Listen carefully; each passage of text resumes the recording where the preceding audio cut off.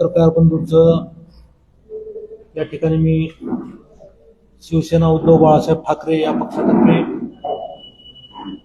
तसेच खासदार ओमराजे निंबाळकर साहेब व आमदार कैलासजी पाटील यांच्यातर्फे मी आपल्या सर्वांचं या ठिकाणी स्वागत करतो। आपल्या सगळ्यांना माहिती आहे की सध्या जिल्हा परिषद व पंचायत समितीच्या निवडणुका सुरू आहेत आणि या निवडणुकांचा प्रचार आता अंतिम टप्प्यात आलेला आहे। संपूर्ण जिल्ह्यामध्ये जिल्हा परिषदेच्या माध्यमातून ज्या काही गोष्टी करणं अपेक्षित आहे त्याबाबतचा शिवसेना उद्धव बाळासाहेब ठाकरे या पक्षाचा रितसर असा जाहीरनामा आज आम्ही आपल्या समक्ष या ठिकाणी प्रसिद्ध करत आहोत। आजच्या पत्रकार परिषदेमध्ये या जाहीरनाम्याच्या अनुषंगानं आपण चर्चा करावी अशा प्रकारची विनंती मी आमदार कैलासजी पाटील व त्यानंतर सन्माननीय खासदार ओमराजे निंबाळकर साहेब यांना करतो। धाराशिव जिल्हा परिषदेची 7 तारखेला जी निवडणूक आहे यासाठी शिवसेना उद्धव बाळासाहेब ठाकरे आणि आम्ही भारतीय राष्ट्रीय काँग्रेस बहुतांश ठिकाणी या दोन पक्षाची आमची युती आहे। या माध्यमातून शिवसेना जिल्हा परिषदेच्या 44 जागा लढते आणि पंचायत समितीच्या 86 जागा लढते। यासाठी जिल्हा परिषदेच्या बाबतीतला जो आमचा पक्षाचा जाहीरनामा आहे आज आम्ही प्रसिद्ध करतोय, वचननामा प्रसिद्ध करतोय। यात जे मुद्दे आहेत त्यात आमचा जाहीरनामा किंवा वचननामा आपण ज्यांना म्हणतोय जिल्हा परिषदेची मूलभूत कर्तव्य आहे आणि सर्वसामान्य नागरिकाच्या ग्रामीण भागातल्या नागरिकाच्या जीवनाशी निगडीत असलेल्या ज्या गोष्टी आहेत, जिल्हा परिषद शिक्षण विभाग असेल, जिल्हा परिषद आरोग्य विभाग असेल, कृषी विभाग असेल, पशुसंवर्धन विभाग असेल, याच्या माध्यमातून ज्या मूलभूत गोष्टी हे जिल्हा परिषदेने आजपर्यंत करणं आवश्यक होतं किंवा रोजच्या जीवनाशी निगडीत ज्या गोष्टी आहेत त्याच पद्धतीचा आमचा वस्तुनिष्ठ असा आमचा वचननामा आहे। कारण ज्या गोष्टी गरजेच्या आहेत त्या मूलभूत कर्तव्य आहे जिल्हा परिषदची ते पार पाडण्यासाठी, त्या सुधारणा होण्यासाठी आम्ही काय काय करणार आहोत हे आम्ही या जाहीरनाम्याच्या वचननाम्याच्या माध्यमातून धाराशिव जिल्ह्यातील जनतेला वचन देतोय। आम्ही सगळ्यात महत्वाचं जिल्हा परिषद सगळ्यात महत्वाचं काम असतं शिक्षण। ग्रामीण भागात शिक्षणाची धुरा ही जिल्हा परिषद शाळा माध्यमातून घेतली जाते आणि आपण बघतोय की कुठल्याही पालकाचं स्वप्न असतं की आपली लेकरं चांगल्या शाळेत शिकली पाहिजेत, त्या ठिकाणी त्यांना उच्च दर्जाचं शिक्षण मिळालं पाहिजे, स्पर्धेच्या युगात आपली लेकरं टिकली पाहिजेत। यासाठी शेतकरी असेल, शेतमजूर असेल, छोटा व्यावसायिक असेल, हे इंग्रजी माध्यमाकडे त्या विद्यार्थ्यांचा कल वाढलेला आहे। त्यामुळे जिल्हा परिषद शाळांची पटसंख्या कमी होते आणि पटसंख्या कमी झाल्यामुळं परत शिक्षकांची संख्या कमी होते आणि एक जिल्हा परिषद शाळा शासनाचं धोरण बघितलं आपण तर जिल्हा परिषद शाळा बंद करायचं धोरण।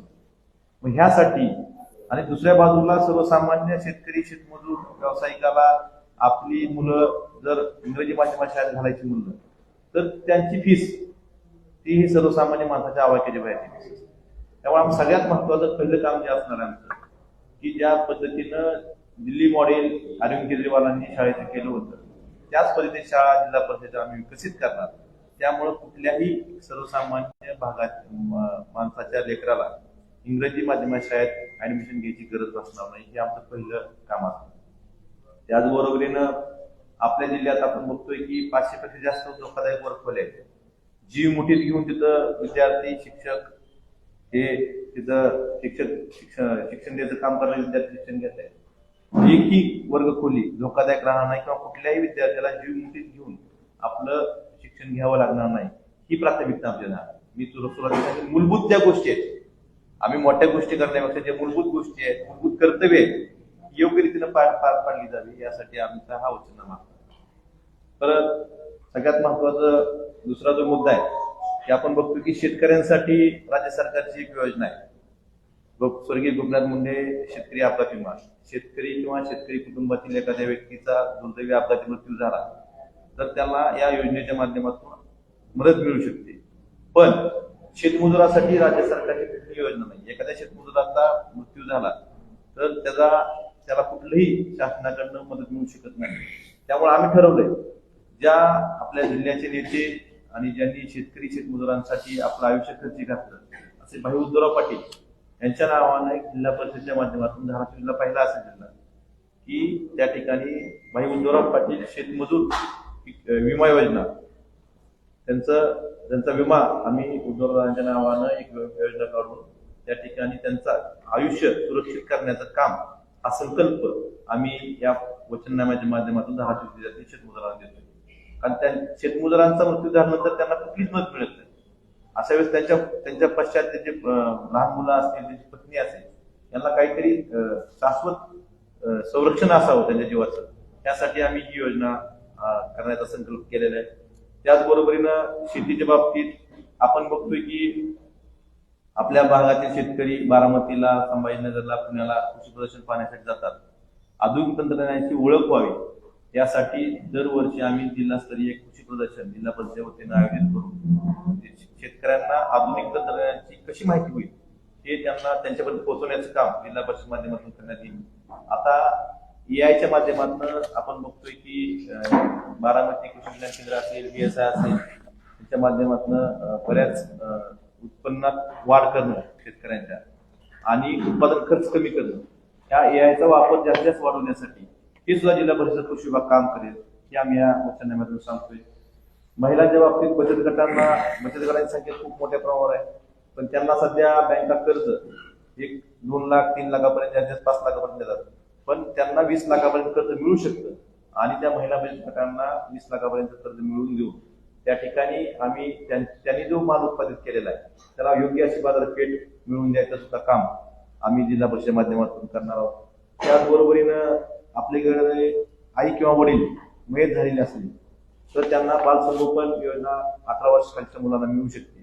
ही योजना सुद्धा याची प्रभावी अंमलबजावणी म्हणजे धाराशिव जिल्ह्यातला एकही लहान मूल जे 18 वर्षातलं आहे आणि त्याचे आई किंवा वडील मयत झाले हे ह्या लाभापासून वंचित राहणार नाही. ही जबाबदारी जिल्हा परिषदेच्या माध्यमातून आम्ही घेणार आहोत. त्याचबरोबर पोषण आहाराच्या बाबतीत असेल, महिलांसाठी स्किल डेव्हलपमेंट कार्यक्रमाच्या माध्यमातून आपण कार्यक्रम आखायचे असेल, ह्या गोष्टी आम्ही करणार. आरोग्याच्या बाबतीत सांगायचं झालं तर प्रत्येक आरोग्य उपकेंद्रामध्ये एक CHO समुदाय आरोग्य अधिकारी हे म्हणजे डॉक्टर प्रत्येक उपकेंद्रामध्ये शासनाने दिलेला आहे. त्यांना 10 ते 5 या वेळेत त्या ठिकाणी थांबून रुग्णांची सेवा करणं, रुग्णांना उपचार करणं हे अपेक्षित असताना बहुतांश ठिकाणी ह्याचा वापर म्हणजे योग्य पद्धतीने डॉक्टर CHO थांबत नाही. त्यामुळं ग्रामीण भागातील रुग्णांना एकतर खाजगी डॉक्टरकडे जावं लागतं किंवा शहराकडे यावं लागतं. आमची प्राथमिकता हीच राहील की हे जे CHO शासनाने नेमून दिलेले आरोग्य केंद्रामध्ये आहे, जिल्हा परिषदच्या आरोग्य खात्यामार्फत त्यांचं नियंत्रण असतं, त्याचं पूर्ण नियंत्रण ठेवून त्या ठिकाणी CHO शासनाने नेमून दिलेल्या वेळेत पूर्ण वेळ थांबतील आणि त्या नागरिकांना योग्य उपचार करतील. ह्यासाठी आम्ही कटाक्षाने लक्ष देऊन ती गोष्ट करून घेणार आहोत ही आपल्याला सांगायचे. आपण बघतोय की ग्रामीण भागातल्या नागरिकांना तपासण्या म्हणजे BP असेल, शुगर असेल, असे अनेक असतात पण तपासण्या होत नाही. ह्या तपासण्या वेळोवेळी करणे आणि शासनामार्फत जे त्यांना औषध पुरवठा औषधोपचार मिळतो तो त्यांच्यापर्यंत पोहोचवणे, ह्या गोष्टी शासनाच्या योजना जरी असल्या तर ह्या पोहोचवण्याचं काम हे जिल्हा परिषदेच्या आरोग्य विभागाचं असतं, पण आजपर्यंत झालेलं नाही. ते पोहोचवण्याचं काम, ते कर्तव्य जे जिल्हा परिषदेचं मूलभूत कर्तव्य आहे ते आम्ही योग्य रीती पार पाडू हेही आपल्याला या प्रसंगी सांगायचं आहे. पशुधनाच्या बाबतीत फिरते पशुवैद्यकीय दवाखाने सुरू करून शेतकऱ्यांच्या बांधावर जाऊन त्यांच्या पशुधनावर उपचार करण्याचं काम जिल्हा परिषद माध्यमातून केलं जाईल पशुसंवर्धन विभागामार्फत. आणि त्याचबरोबरीनं दुग्ध उत्पादन वाढण्यासाठी AI तंत्रज्ञानाचा वापर करून आता परवा एक कळमला प्रदर्शन झालं, त्या ठिकाणी काय होतं बायकच्या माध्यमातून तिथे AIचं काहीला सुद्धा म्हणजे ती रवण किती वेळ करते, ती दूध किती देते किंवा त्यात पाणी किती पिली, हे सगळं हे होतं त्याचं रेकॉर्ड होतं. त्यामुळं दूध उत्पादनामध्ये चांगली वाढ होऊ शकते. हे सुद्धा पशुसंवर्धन विभागामार्फत करण्याचा आमचा मानस आहे. समाज कल्याण विभागाच्या बाबतीत सांगायचं झालं तर आपण बघतोय की काही ठराविक लोक योजना उचलतात, परंतु आमची प्राथमिकता ही राहील की ह्या ज्या योजना आहेत ती शेवटच्या घटकापर्यंत पोहोचवून त्यात पारदर्शकता आणून समाजातल्या शेवटच्या घटकापर्यंत शेवटच्या माणसालाही या योजनेचा लाभ द्यावा यासाठी आम्ही एक चांगली यंत्रणा या समाज कल्याण विभागामार्फत जिल्हा परिषद उभा करील. त्याचबरोबर ज्या शिष्यवृत्ती असेल, दिव्यांगासाठी अनुदान असेल, ह्या सर्व गोष्टी आम्ही पारदर्शकपणे राबवून प्रत्येक माणसाला शेवटच्या घटकाला त्या पोहोचवण्याचं काम आम्ही करू. त्याचबरोबरीनं दलित वस्तीच्या बाबतीत निधीच्या बाबतीत आपण बघतोय की बऱ्याच काही वस्त्याला परत निधी दिला जातो आणि बऱ्याच वर्षानुवर्ष त्या आपल्या निधीपासून, हक्काच्या निधीपासून वंचित राहतात. तर एकही वंचित वस्ती राहणार नाही ह्याची सुद्धा आम्ही जबाबदारी या वचननाम्याच्या माध्यमातून या ठिकाणी घेतलेली आहे. आपण रस्त्याच्या बाबतीत, दळणवळणाच्या बाबतीत विचार झाला तर आपण बघतोय की आपण शक्तीपीठ, मोठ्या मोठ्या महामार्गाची घोषणा करतो, पण मुख्य रस्त्यापासून गावाला जोडणाऱ्या रस्त्याची अवस्था खूप मोठ्या वाईट प्रमाणात आहे. इतर जिल्हा मार्ग असतील किंवा ग्रामीण मार्ग असतील, ही रस्ते जिल्हा परिषद अखत्यारीत येतात आणि या रस्त्यांना मुख्यतः आमची प्राथमिकता हीच राहील की मुख्य रस्त्यापासून गावाला जोडणारा रस्ता हा सिमेंट कॉन्क्रीटचा मुख्यमंत्री ग्रामसडक योजनेच्या माध्यमातून करण्यासाठी प्राधान्याने आधी मुख्य रस्त्यापासून गाव जोडणारे रस्ते हाती घेण्यात येतील, हे या प्रसंगी आम्ही सांगतोय. त्याबरोबरनं शेत रस्त्याच्या बाबतीत शेतकऱ्यांना खूप मोठी अडचण येते. या बाबतीत सुद्धा महात्मा गांधी रोजगार हमी योजनेतनं शेत रस्त्याची जास्त काम हाती घेऊन योग्य पद्धतीने शेतकऱ्यांना शेत रस्ते कसे मिळतील यासाठी सुद्धा आम्ही महसूल विभागाची मदत घेऊन हे अडथळे दूर करून शेत रस्त्याची कामं मोठ्या प्रमाणात जिल्हा परिषदच्या बांधकाम विभागामार्फत हाती घेऊन शेतकऱ्यांना त्यांचा माल त्यांच्या शेतापासून गावापर्यंत आणण्यासाठी व्यवस्था करणार आहेत. जलजीवन मिशनच्या बाबतीत पाण्याच्या बाबतीत बघतोय की आपण जलजीवन मिशन योजनेअंतर्गत असंख्य काम आपण तुम्ही कुठल्याही गावात जावा, सगळे रस्ते उकरून ठेवलेले आहेत, कामं अपूर्ण आहेत. आमची प्राथमिकता हीच राहील की अपूर्ण कामं पूर्ण करून घेणे आणि जे रस्ते उकडलेले आहेत ते रस्ते दुरुस्त करून दुसरी त्या रस्त्यांची परिस्थिती आणणे. कारण आपण ही सगळ्यात एकतर कामं अपूर्ण आहेत, कोट्यवधी रुपये खर्च झालेला आहे, त्याला पाणी मिळत नाही बहुतांश ठिकाणी. ते अपूर्ण कामं पूर्ण करून ती कामं आम्ही जे रस्ते उकडले त्या कामामुळे सगळे रस्ते खालून ठेवलेत बऱ्याच ठिकाणी, सगळे रस्ते गावातले रस्ते दुरावत झालेले ते रस्ते सुद्धा आणण्याचं सुद्धा आम्ही या ठिकाणी वचन देतोय. त्याचबरोबरीनं शहराप्रमाणे ग्रामीण भागाची घनकचऱ्याचं व्यवस्थापनाचा खूप मोठा प्रश्न आजकाल तयार झालेला आहे आणि घंटागाड्या ग्रामपंचायतला आहेत, पण ते कुठेतरी ते घंटागाड्या उचलतात, गावाच्या बाहेर नदीच्या कडेला कुठेतरी गायरानात ते कचरा टाकतात. पण त्यामुळे नवीन एक प्रश्न ग्रामीण भागात तयार होतोय. यासाठी तालुका स्तरावर पुस्तक तयार करून हा जो कचरा एकत्रित करायचा आणि कचऱ्यावर शासकीय पद्धतीने त्याचं विघटन करण्याचं आम्ही या वचननाम्याच्या माध्यमातून ग्रामपंचायत जनतेला आश्वस्त करू इच्छितोय. ग्रामपंचायतीच्या माध्यमातून आपण आपले सरकार सेवा केंद्र असतं, प्रत्येक ग्रामपंचायतीला आपले सरकार सेवा केंद्र आहे. त्या ठिकाणी जवळपास 23 प्रकारच्या सेवा देणं बंधनकारक असतं. पण 23 पैकी जर रहिवाशी सोडलं, मृत्यूचा दाखला सोडला तर कुठलीच सेवा मिळत नाही. तर ह्या ज्या 23 सेवा देणं त्या बंधनकारक आहे, त्या 23 सेवा दिल्या तर कुठल्याही म्हणजे शासकीय कार्यालयात खेटी मारावं लागणार नाही, त्या कुठल्या खाजगी सीएससी सेंटर जावं लागणार नाही. तर ह्या 23 सेवा ज्या दर महिन्याला ग्रामपंचायतच्या वित्त आयोगातून त्या कंपनीला पैसे जातात, त्या 23 सेवा पूर्ण क्षमतेने देण्यासाठी आम्ही जिल्हा परिषद कार्यरत राहील, काम करेल आणि नागरिकांना कुठलीही आर्थिक बंधन न बसता आपल्या आपल्या गावात त्यांना त्या सेवा मिळतील. अभ्यासिकेच्या बाबतीत सांगायचं झालं तर जनसुविधा, नागरी सुविधा हे जे ग्रामपंचायतला हेड आहे त्या माध्यमातून आपण तिथं अभ्यासिका उभारू शकतो. त्यामुळं आम्ही त्या आमचा संकल्प आहे की प्रत्येक गावात एक अभ्यासिका उभारून एमपीएससी, यूपीएससी किंवा छोट्या छोट्या परीक्षा आहेत याची तयारी करणाऱ्या विद्यार्थ्यांना अभ्यास करता यावा यासाठी प्रत्येक गावात अभ्यासिका जनसुविधा, नागरी सुविधांच्या योजनेच्या माध्यमातून आश्वस्त करतो. शाळेच्या बाबतीतही तुम्हाला सांगितलं की सुसज्ज अशी शाळा, पिण्याचे स्वच्छ पाणी, सीसीटीव्ही सुरक्षिततेसाठी या सगळ्या सुविधा देऊन आम्ही फक्त मी सुरुवातीला सांगितल्याप्रमाणे ह्या ज्या मूलभूत कर्तव्य आहेत जिल्हा परिषदेची जे प्रत्येकाच्या आयुष्याशी निगडीत आहे. आता तुम्हाला जर वाटलं बाकीच्या पेक्षा आम्ही काय असं मोठी स्वप्न मोठी आणि प्रत्यक्षात येतात काय त्यांनाच माहित, पण जी वस्तू त्यांची गरज आहे त्याच्यावर आम्ही धाराशिव जिल्ह्यातल्या जनतेला आश्वस्त करू इच्छितो की ह्या सुविधा ज्या जिल्हा परिषदेची मूलभूत कर्तव्य आहेत योग्य पार पाडण्यासाठी आम्ही शिवसेना उद्धव बाळासाहेब ठाकरे आमच्या सत्तेत काम करू एवढं त्या जाहीरनाम्याच्या माध्यमातून आम्हाला धाराशिव जिल्ह्याला सांगायचं. मला वाटतं या वचननाम्याच्या निमित्तानं आताच जिल्हा प्रमुख तथा आमदार कैलास पाटलांनी म्हणजे अगदी आपण बघितलं असेल शेतमजुरासाठी विम्याची योजना त्या ठिकाणी आणणं, त्याचबरोबर गावातल्या जलजीवन मिशनच्या कामाची जी दुरावस्था झाली आहे त्या दुरावस्थेमुळे पैसे खर्च झालेत सरकारचे, पण प्रत्यक्षात पाणी मिळत नाही. त्याचं व्यवस्थित नियंत्रण करून प्रत्येक योजना चालू करून प्रत्येक घरापर्यंत ते पाणी पोहोचवणं. त्याचबरोबर शाळेच्या 500 वर्ग खोल्याची जी आवश्यकता आहे ती तातडीनं पूर्ण करणं. सेमी इंग्रजीचे वर्ग पूर्वीप्रमाणे जिल्हा परिषदमध्ये चालू करणं. त्याचबरोबर महिला बचत गटांच्या बाबतीत जो महत्वपूर्ण निर्णय त्या ठिकाणी त्यांनी उत्पादित केलेल्या मालाला एक त्या ठिकाणी मार्केटिंग चेन उपलब्ध करून देणं, त्यांना कर्ज मिळण्याच्या बाबतीत सुलभता उपलब्ध करून देणं आणि जी जिल्हा परिषदनं महत्वाची कर्तव्य त्या ठिकाणी ग्रामीण भागामध्ये पार पाडणं गरजेचं आहे. रस्त्याच्या बाबतीत असतील आणि मला वाटतं सगळ्यात महत्वाचं हा आहे की जनसुविधेच्या अंतर्गत प्रत्येक गावामध्ये वाचनालय तयार करणं. स्पर्धा परीक्षेच्या माध्यमातून अनेक विद्यार्थी त्या ठिकाणी तयारी करतात. अशा विद्यार्थ्यांना स्पर्धा परीक्षेचे पुस्तकं त्या वाचनालयामध्ये उपलब्ध करून देणं आणि ती तयारी त्याने गावाच्या पातळीवर सुद्धा करतील अशा पद्धतीचं नियोजन प्रत्येक गावाच्या पातळीवर त्यांना उपलब्ध करून देणं. मला वाटतं असे महत्वाचे निर्णय ग्रामीण भागाच्या दृष्टीनं त्या ठिकाणी ग्रामीण भागातल्या जनतेच्या जीवनावर आमूलाग्र बदल टाकणारे जे आहेत, मला वाटते ते निर्णय आम्ही या वचननाम्यामध्ये दिलेत. वास्तविक परिस्थितीवर आम्ही हा सगळा वचननामा तयार केलाय. कारण उगाच मोठी मोठी स्वप्न दाखवायची आणि प्रत्यक्षात करणं शून्य किंवा हा अमुक पायलट प्रोजेक्ट तमुक पायलट प्रोजेक्ट पेक्षा जी वस्तुस्थिती आहे ती समजून घेऊन त्या वस्तुस्थितीवर आपण काम करून त्याच्यात सुधारणा करणं. मला वाटतं ह्याच्या बाबतीत आपण हा वचननामा वस्तुनिष्ठ वचननामा शिवसेना उद्धव बाळासाहेब ठाकरे पक्षाच्या वतीनं दिलेला आहे. आणि निश्चितपणे आम्ही जे विषय मांडलेत ते विषय ग्रामीण भागातल्या जनतेसाठी किती महत्वाचे की ग्रामीण भागातील जनता मला वाटते त्यांना हे पण विषय समजले असतील, कारण समजण्यासारख्या भाषेतच आम्ही मांडलेत.